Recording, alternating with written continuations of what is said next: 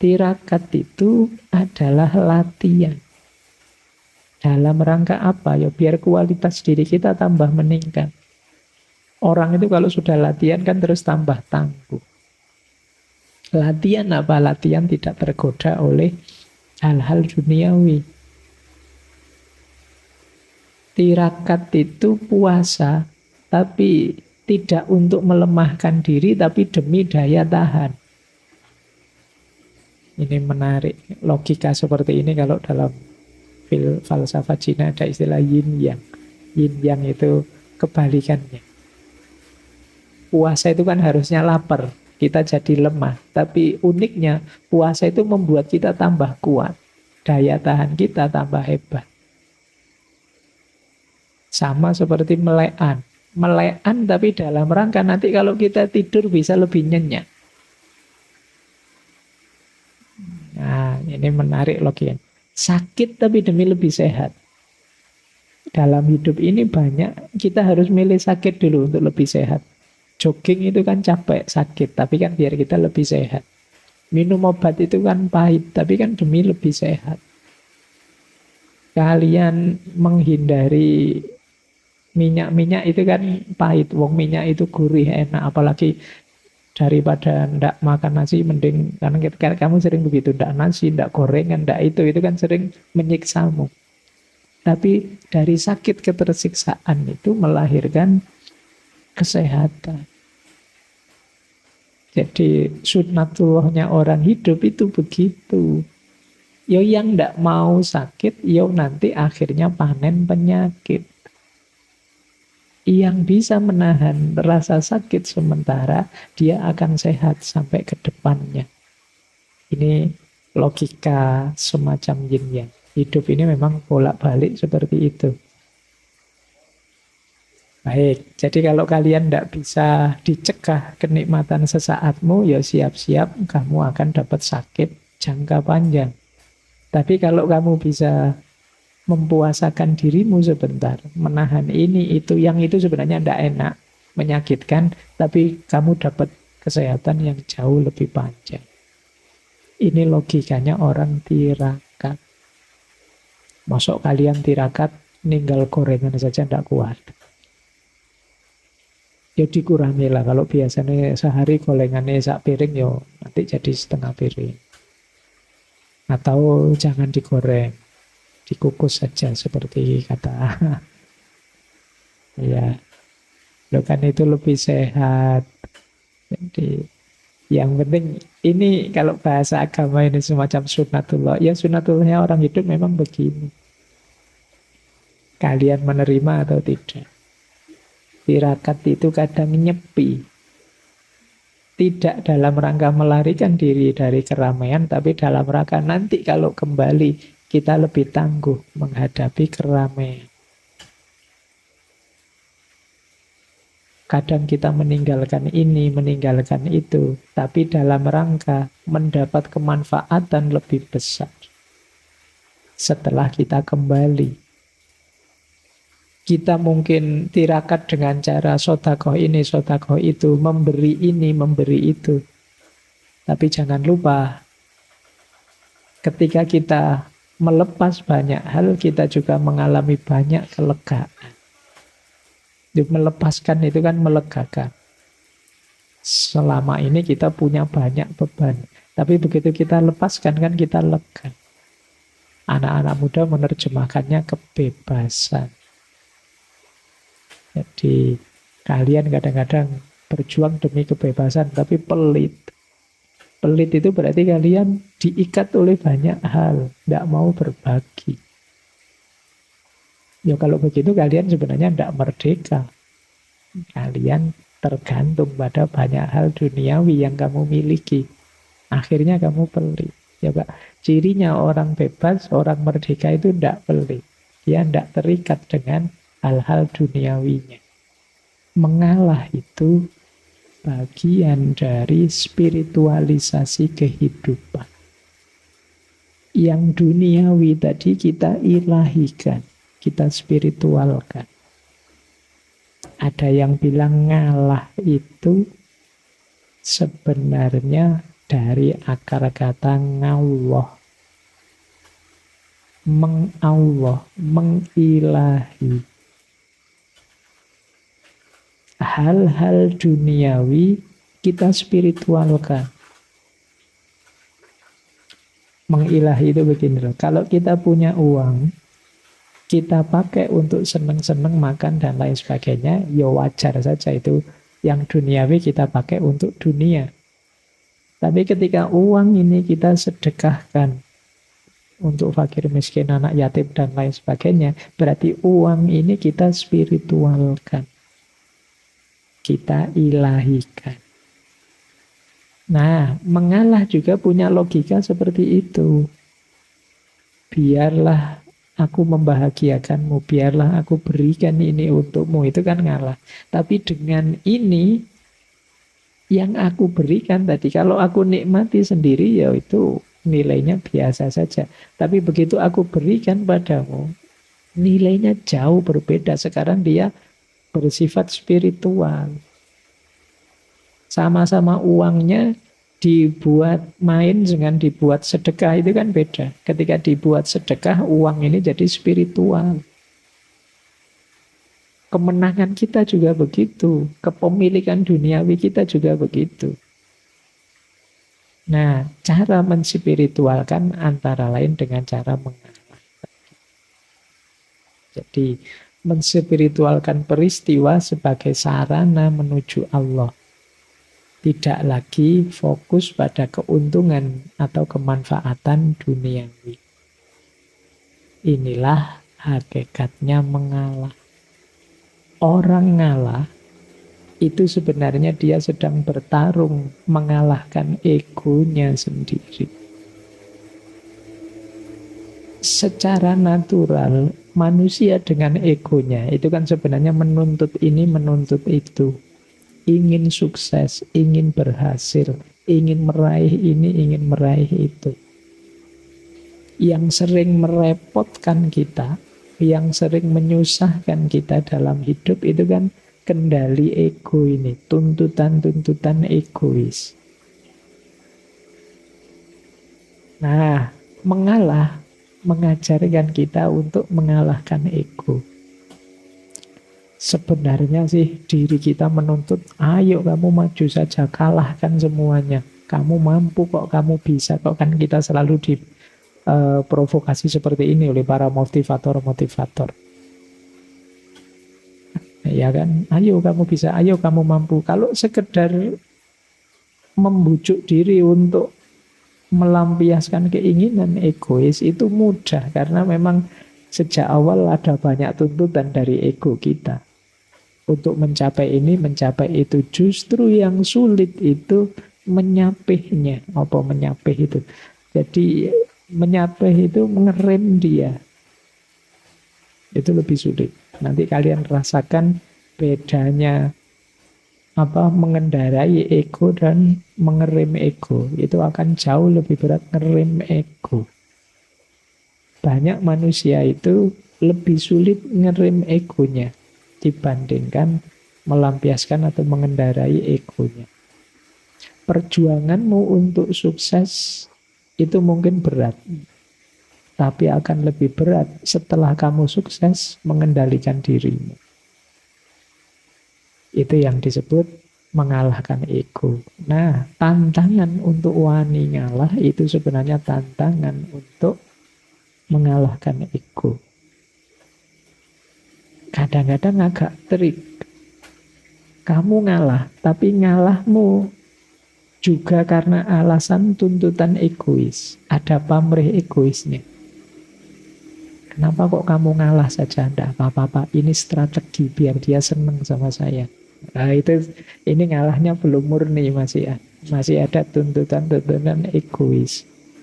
Kadang-kadang ada orang ngalah terus menyesal. Ngapain saya tadi ngalah? Akhirnya saya malah, itu berarti ngalahmu masih ada pamrihnya. Ini mengalah tapi masih belum bisa mengalahkan ego. Ngalah hanya jadi strategi tertentu untuk memanjakan ego. Ini juga belum positif. Hakikat ngalah yang sejati itu ngalah yang menaklukkan ego. Ego penting. Karena kalau tidak ada ego, tidak ada keinginan hidup, tidak ada gairah, semangat meraih ini itu, hidup kita nanti dingin. Tapi juga harus ngerti batasnya. Nah, untuk berhenti di batas, itu kita perlu kemampuan ngerem tadi. Jadi ini uniknya manusia di situ. Pak, kok Allah itu ngasih kita juga ego, ngasih kita nafsu segala sih Pak, mau ya dikasih yang baik-baik saja. Karena sebagian besar kenikmatan kita, kesenangan hidup kita ada di situ. Dan Allah itu ingin kita senang, ingin kita bahagia. Tapi, yuk kita tetap harus tahu batas. Karena kesenangan tadi bisa blunder pada akhirnya. Kalau kita tidak bisa mengendalikannya. Jadi kuncinya di situ. Makanya, ya tidak usah protes. Allah memberi kita nafsu, memberi kita hasrat ini, hasrat itu. Itu Allah ingin kita gembira dengan itu. Senang, bahagia. Cuma ya kita harus ngerti batasnya. Nah, kuncinya di rem tadi.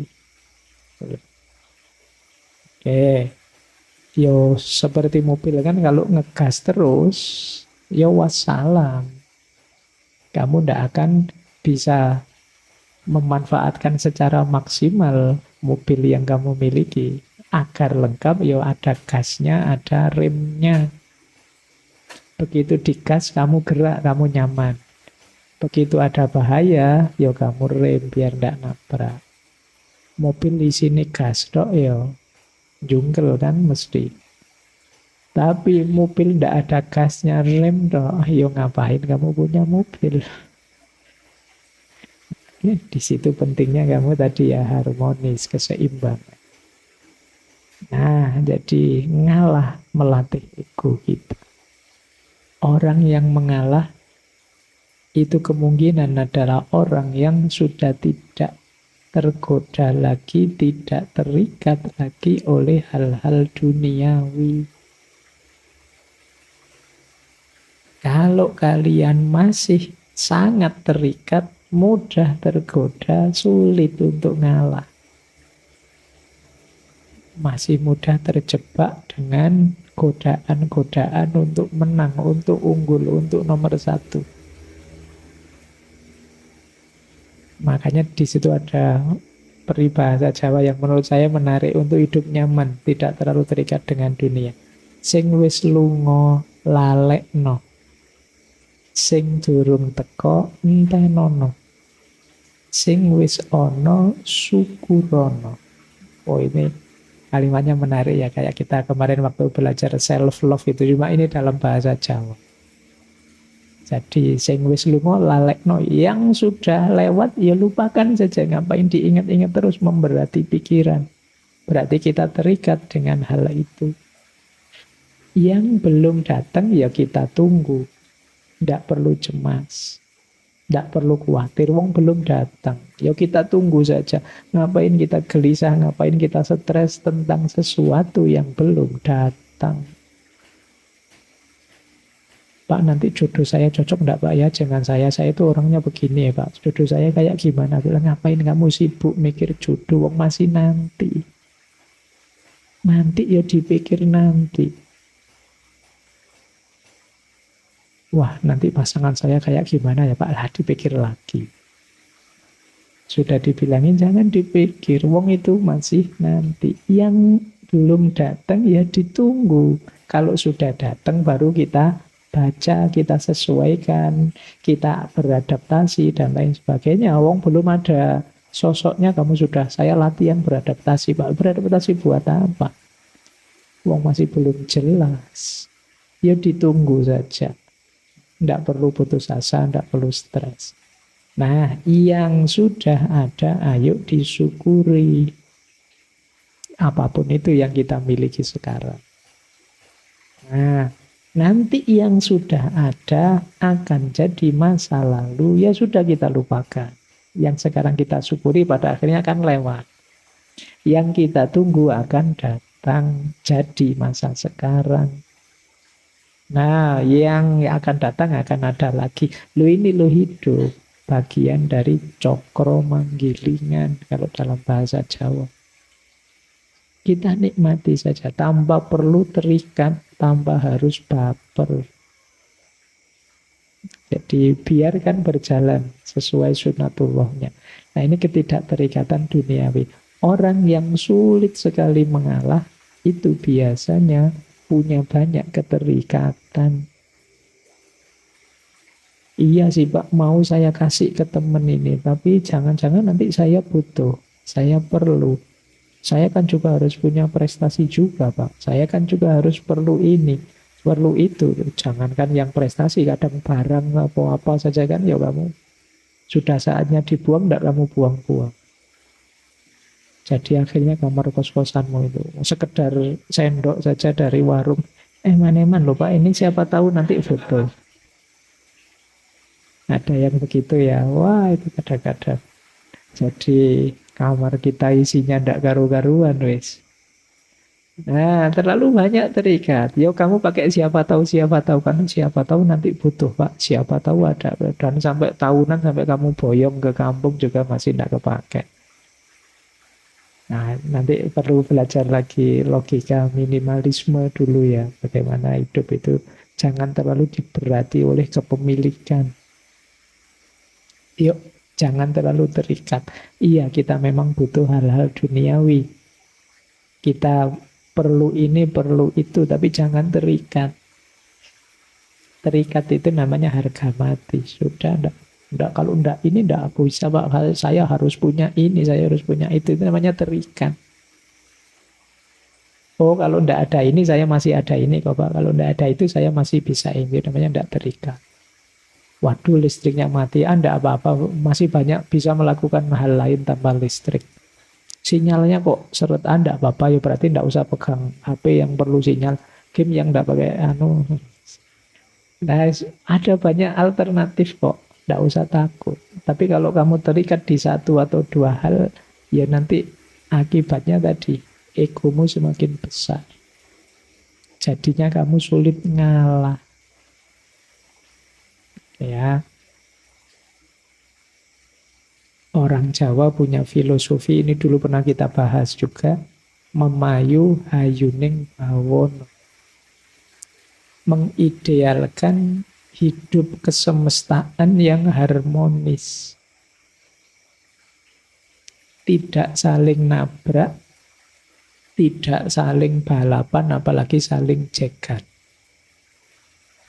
Kalau bisa hadir kita, itu kalau diterjemahkan letterlek itu, memayu itu memperindah, mempercantik. Mempercantik hayuning bawono, indahnya alam semesta. Bawono itu sudah indah, kehadiran kita semoga menambah indah atau menegaskan keindahannya. Dan itu sulit kalau mindset kita mindset menang kalah. Mindset kita harus mindset harmonis, saling mendukung, saling menguatkan. Jadi kalau jegal-jegalan, ya akhirnya kita relakan saudara kita jelek, saudara kita buruk, saudara kita jatuh. Yang penting aku kelihatan baik, aku kelihatan unggul. Atau balapan, atau saling jegal. Nah, di titik ini, maka filosofi wani ngalah tadi jadi relevan. Jadi, yang ada di pikiranku adalah kenyamananmu, kebahagiaanmu, ketentramanmu. Engkau juga begitu. Itu akhirnya yang terjadi apa? Bukan saling jegal, tapi saling mengalah.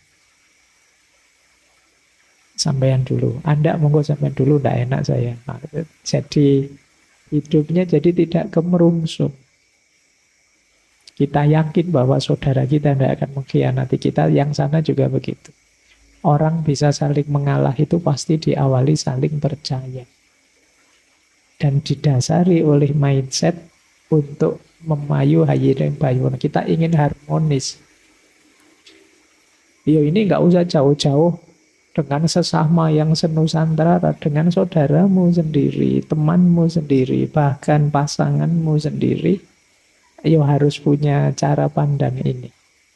Kalau tidak ada yang mau ngalah, itu kan sama dengan tidak ada yang mau berkorban.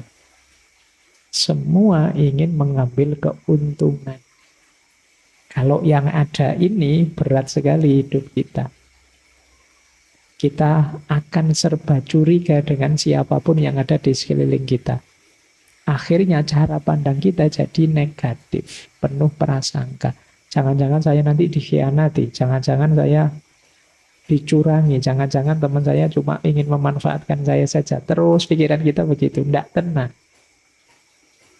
Jadi basic filosofi yang pertama, mengalah itu ya memayu hayuning bawa. Biar hidup ini indah. Kalau nyaman, tentram, saling mendukung, saling menguatkan, tidak saling rebutan, tapi saling berbagi, saling memberi, saling mengalah, itu indah, harmonis. Ya meskipun yang kayak gini enak kalau diomongkan, diceramahkan. Ini begitu kalian turun, nanti balik ke kampus saja kan sudah mulai kompetisi. Kalian masuk kelas sudah mulai lirak-lirik. Ini temanku kemarin dapat A atau dapat B. Yang sudah mau seminar sopo ya, yang sudah mau lulus sopo ya, kamu terus begitu. Hidupmu dikejar-kejar terus kompetisi. Nanti begitu lulus ganti kamu lirik kiri lirik kanan, yang sudah nikah sopo ya. Nanti begitu nikah nanti baru lagi yang sudah punya anak duluan, yang mampan duluan ya siapa. Kamu kompetisi tidak ada habisnya. Sampai nanti usia tua 60-an, 70-an, kamu juga masih lirik-lirik. Ini yang mati duluan sopo ya. Loh, kapan kamu istirahatmu, menikmati hidupmu, tiap hari kompetisi? Baik, yang kedua, ini juga termasuk yang diomongkan enak, tapi kita sadar tapi tidak operatif. Kesadaran bahwa kalau sudah rezeki, ya tidak akan pergi dari kita. Hidup ini kita masing-masing sudah ada jatahnya. Jadi kesadaran ini kalau ada dalam diri kita, mengalah itu lebih mudah. Jadi kita tidak akan tergoda untuk berkompetisi apalagi secara curang. Kalau memang jatahku, kalau memang rezekiku, siapapun akan menghalangi, tidak akan bisa. Kalau sudah ditetapkan oleh Allah, iya sudah kita akan ketemu dengan rezeki kita itu. Loh, ini sudah lama kita tahu teorinya, tapi kita sering tidak sadar dalam praktek hidup sehari-hari. Jadi seolah-olah kalau kita merasa milik kita, jatah kita, merasa dirampas orang, terus kita kumat ndadi kaya kehilangan apa. Padahal kita tahu kalau itu jatah kita, ya pada akhirnya akan kembali ke kita. Ini filosofi kedua.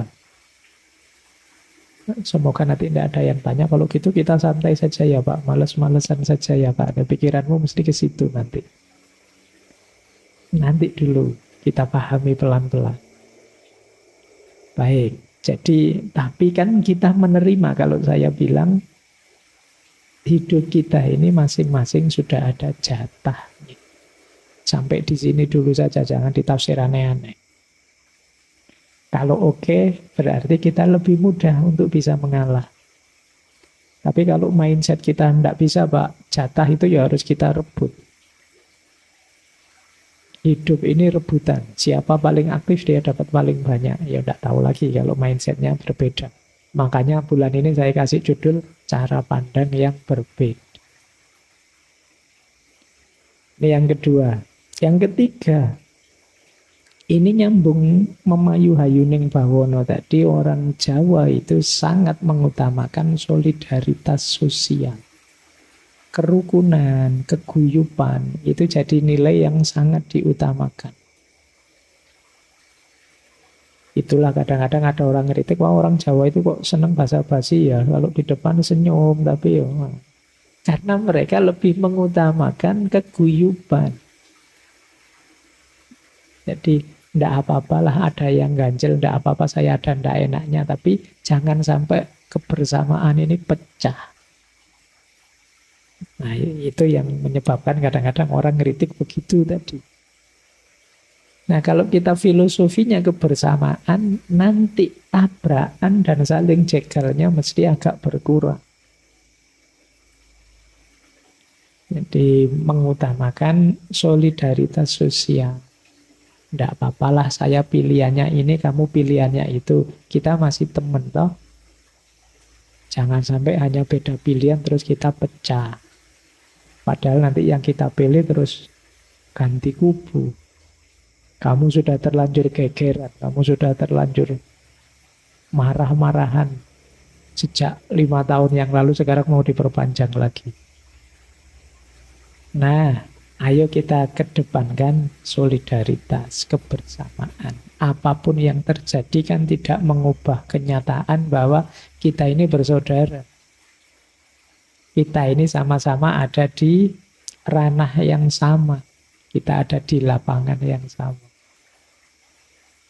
Terus yang keempat, jiwa mengalah itu bisa tampil dengan mindset, apa sih dunia ini? Ada yang lebih hakiki yang harus kita perjuangkan. Jadi kalau sekedar kejayaan duniawi, kemewahan duniawi, kesuksesan duniawi, monggo saja. Saya tidak rebutan. Ini mindset, kesadaran bahwa ada yang lebih hakiki dalam hidup ini. Jangan sampai dibalik. Harusnya dunia adalah bekal kita untuk akhirat yang lebih hakiki. Kalau dibalik nanti yang akhirat kita korbankan demi kejayaan dunia. Nah, ini namanya orang yang sadar ada yang lebih hakiki. Jangan sampai kita mengorbankan yang ini. Bahwa kita harus memperjuangkan pilihan dan aspirasi kita, iya. Tapi jangan mengorbankan yang lebih hakiki. Misalnya terus kalian bikin berita-berita hoax. Itu kan mengorbankan yang lebih hakiki. Kamu tahu bahwa itu bohong, tapi kamu blow up saja, mumpung menguntungkan pilihanku. Nah ini berarti kesadaran ini tidak ada di kalian. Kalau kesadaran ini tidak ada, sulit orang ngalah. Jadi orang ngalah itu karena sadar yang dia pasrahkan, yang kemenangan yang dia berikan ke yang lain, itu bukan sesuatu yang hakiki. Monggo sajalah kalau cuma uang. Kalau cuma ketenaran. Kalau cuma kejayaan, kesuksesan duniawi, monggo saja. Saya ndak kemerungsung untuk rebutan di situ. Nah ini kesadaran akan yang lebih hakiki. Kemudian ini juga kuat di Jawa, rasa malu dan harga diri.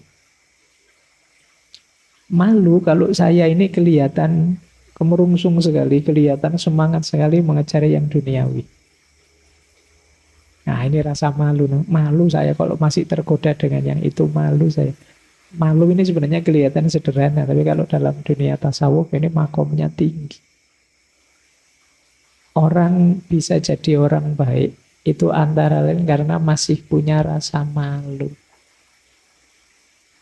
Ingin sih ya korupsi, tapi malu ah. Nanti kalau ketahuan betapa jatuh hancur semuanya. Nah, ini rasa malu. Boleh nanti kalau ada yang ingin nulis tesis ya. Malu sebagai solusi pemberantasan korupsi misalnya. Nah, karena orang kalau sudah tidak tahu malu itu sulit direm. Yang bisa ngerem merasa dalam dirinya sendiri rasa malu tadi. Makanya dalam tasawuf itu ada makom namanya muraqabah. Makom muraqabah itu makom seseorang yang merasa diawasi terus oleh Allah. Karena merasa diawasi terus oleh Allah, maka dia merasa tidak nyaman, malu kalau melakukan yang buruk-buruk. Jangankan yang buruk-buruk, yang tidak pantas saja kadang juga malu. Kenapa? Sadar bahwa Allah selalu lihat saya. Meskipun di kamar sendirian, tidak satu pun orang tahu. Tapi kan Allah tahu ya, malu nanti. Meskipun tidak ada CCTV-nya, tapi CCTV-nya Allah kan selalu on. Nanti di akhirat diputar. Malu kita ya kalau dilihat. Nah ini rasa malu. Rasa malu ini menguatkan kita untuk tidak terlalu diburu, digoda oleh dunia sehingga kita mudah untuk mengalah. Jadi ini basis filosofi. Yang terakhir, kenapa orang Jawa mudah mengalah? Karena dalam tradisi dan cara pandang Jawa, manusia itu disarankan memperbanyak tirakat. Jadi ini menarik. Tirakat itu semacam kalau ada yang pahit dan yang menyenangkan, saya pilih yang pahit dulu demi kesenangan yang lebih panjang. Itu logikanya orang tirakat. Seperti orang puasa. Saya punya uang sih, makan sehari 3 kali bisa, tapi saya milih puasa saja. Biar nanti bisa buka puasa. Ini tirakat. Tidak apa-apa kamu menang dulu. Kalau kamu kemerungsung sekali ingin dapat, monggo, saya terakhir saja. Ini yang kadang-kadang dalam konteks tirakat. Bisa sakti dan lain-lain tadi itu ya jalannya tirakat tetap. Ngalah berhubungan dengan kekuatan kontrol diri. Jangan dikira orang ngalah itu lemah. Orang ngalah itu kuat. Kenapa? Tidak sembarangan orang bisa ngalah. Mengalah tidak berarti kalah, tetapi mempersembahkan kemenangan kepada yang lain. Jadi, kalau mau saya bisa menang. Tapi tidak apa-apa, kamu dulu yang menang. Ini kan orang ngalah namanya. Jadi berarti apa? Dia kuat. Jadi ngalah tidak sama dengan kalah. Juga jangan jadi modus, wah ini kelihatannya saya mau kalah ini, tak pura-pura ngalah saja. Ya, enggak. Kalau itu namanya bukan ngalah, ya tetap kalah itu namanya. Orang ngalah itu dia tahu dia bisa menang, tapi dia milih membahagiakan yang lain. Biar dia saja yang menang, itu ngalah. Dan ini berat, karena ego tadi.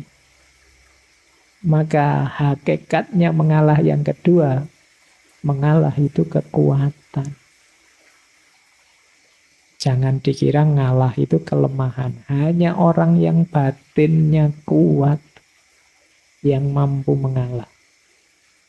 Kita cenderung harus kita yang unggul. Karena kita yang lebih benar, kita yang lebih baik. Harus kita yang menang. Jangan sampai mereka yang menang. Harus kita. Kan manusia itu cenderung begitu naturalnya. Tapi kalau ada orang, biarlah kemenangan ini aku persembahkan untuknya saja. Oh ini orang kuat. Dan jangan dibayangkan akan ada di sekitar kita sebentar lagi. Sulit.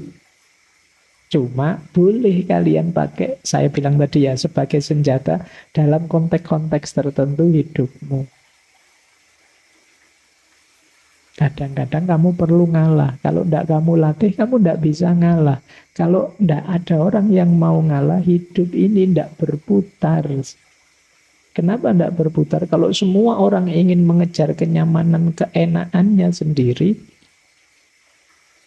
kacau hidup ini. Misalnya orang tua kok tidak mau ngalah sama anaknya, habis anaknya.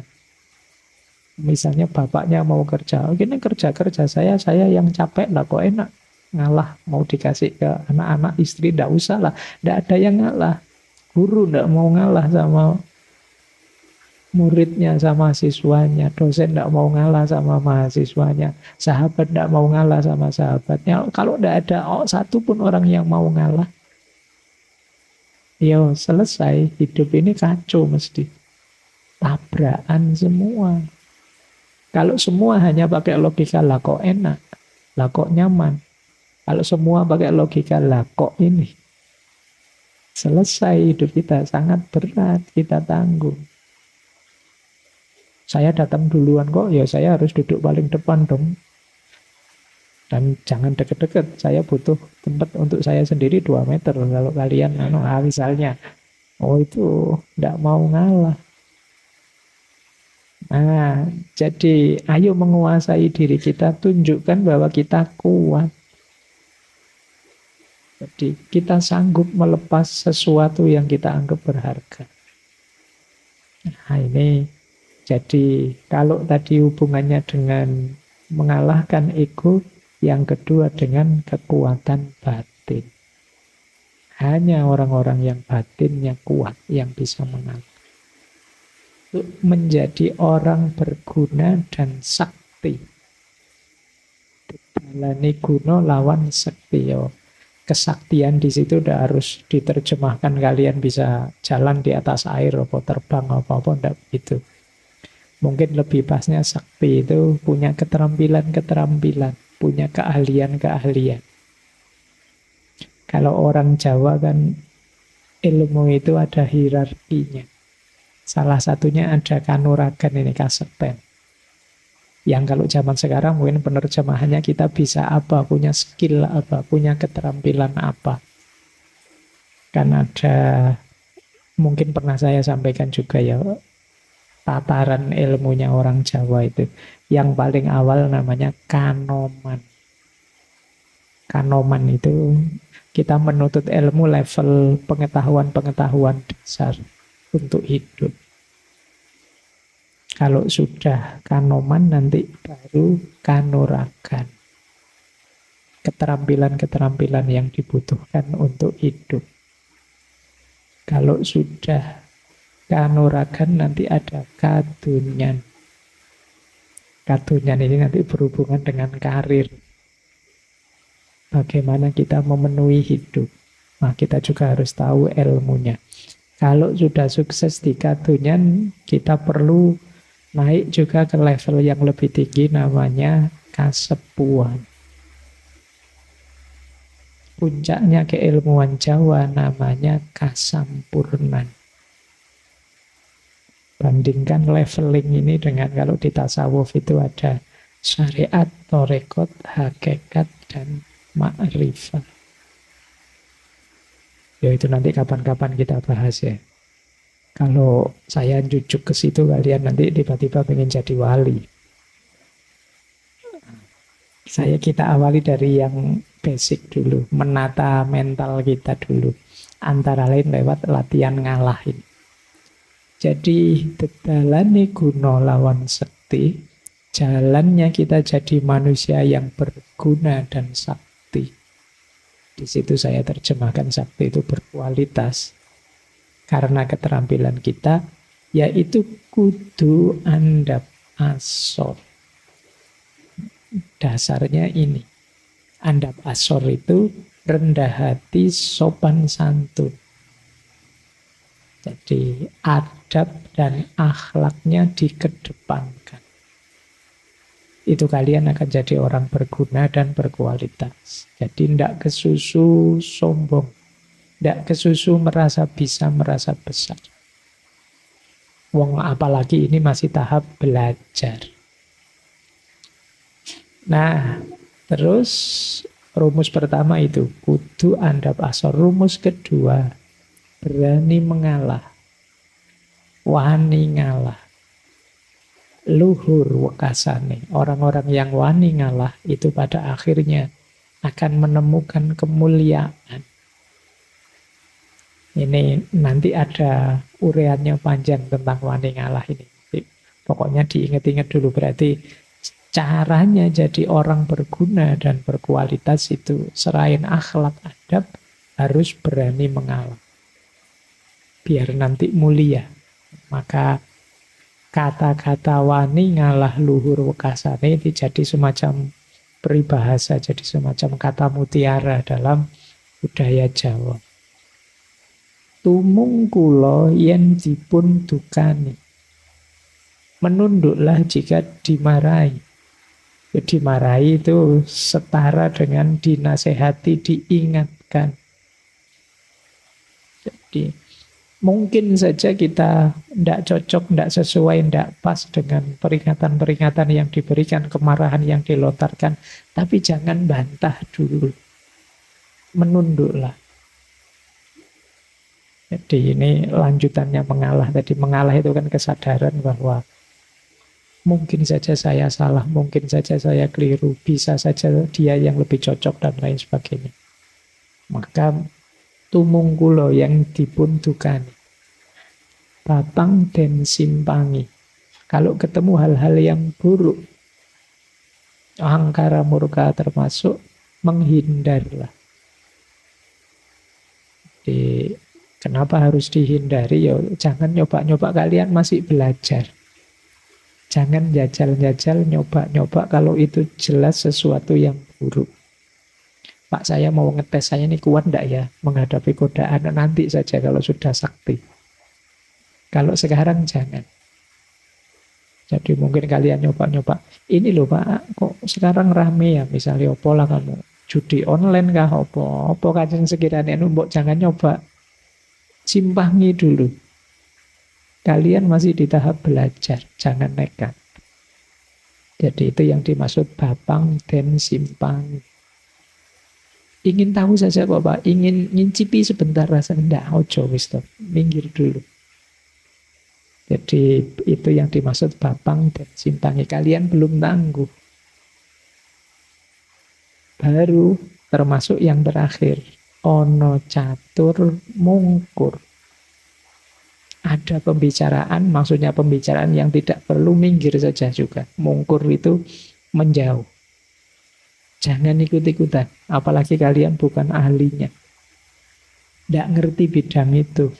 Tidak tahu duduk permasalahannya. Bisa kamu mungkur saja. Hari ini kan semuanya terjun. Masuk ke wacana yang dia tidak paham, tidak ngerti. Yang penting ramai Pak. Kadang-kadang TikToknya cuma 1 menit, komentarnya ratusan, ribuan. Kadang-kadang bisa puluhan ribu, apalagi isu-isu sensitif. Semua orang ingin ikut ngomong. Baik yang ahlinya maupun yang tidak ahlinya. Yang ahlinya sih mending, yang tidak ahlinya itu loh, kalian ngomong apa.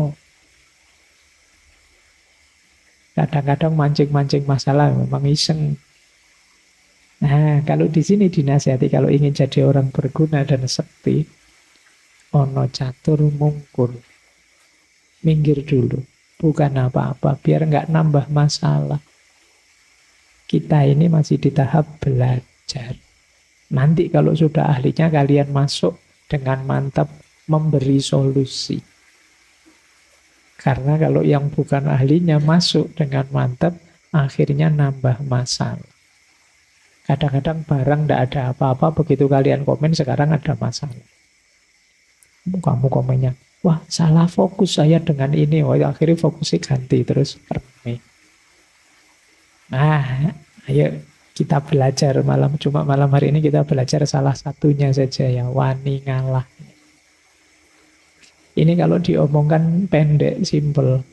Tapi dijalankan tidak gampang. Karena hari ini mental kita itu mental pertandingan. Siapa kalah, siapa menang. Rebutan. Sekedar tempat duduk untuk ngaji ini kan kalian juga rebutan. Tuh. Mesti nomor 1 dipilih yang ada sendenannya. Yang bisa. Oke.